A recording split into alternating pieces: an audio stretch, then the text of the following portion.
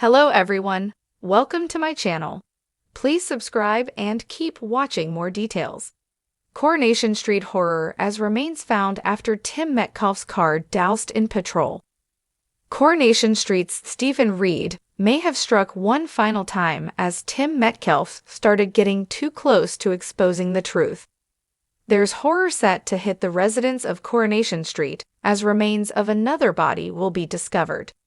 After Leo Thompkins, played by Joe Frost, body was found, killer Stephen Reed started to get paranoid that it wouldn't be long until the corpse of his dad Teddy Thompkins, Grant Burgeon, was also discovered. Heading to the canal, he started to poke around in the water to ensure the roof box with his body in was still well submerged. Although he was interrupted by a phone ringing from behind a bush and fled the scene, unaware it was Tim Metcalfe, Simon Deteen, who was watching suspiciously.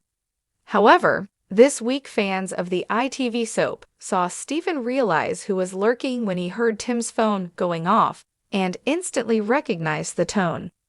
In scene set to air next week, it looks as though Stephen realizes Tim's getting too close to the truth and decides to take action. Tim goes back to the canal to investigate what Stephen was doing. He's outraged when he spots the hand of a dead body.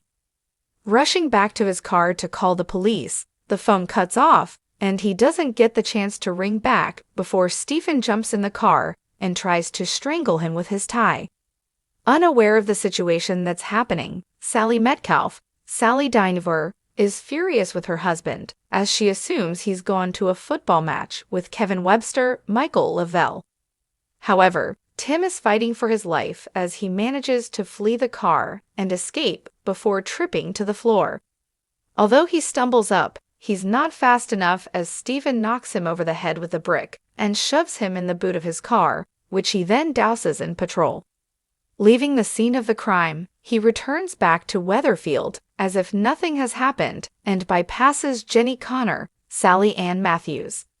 Heading straight to the shower to wash away the traces of fuel and blood, Stephen puts his exit plan in motion and calls the airline to confirm his flight for tomorrow.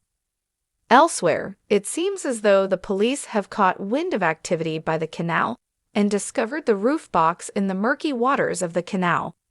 As they open to see what's inside, Craig Tinker, Colson Smith, and D.S. Swain, Vicky Myers, shudder when they see human remains. Is Stephen's time officially up? Or will he try and pin the crimes on another Weatherfield resident?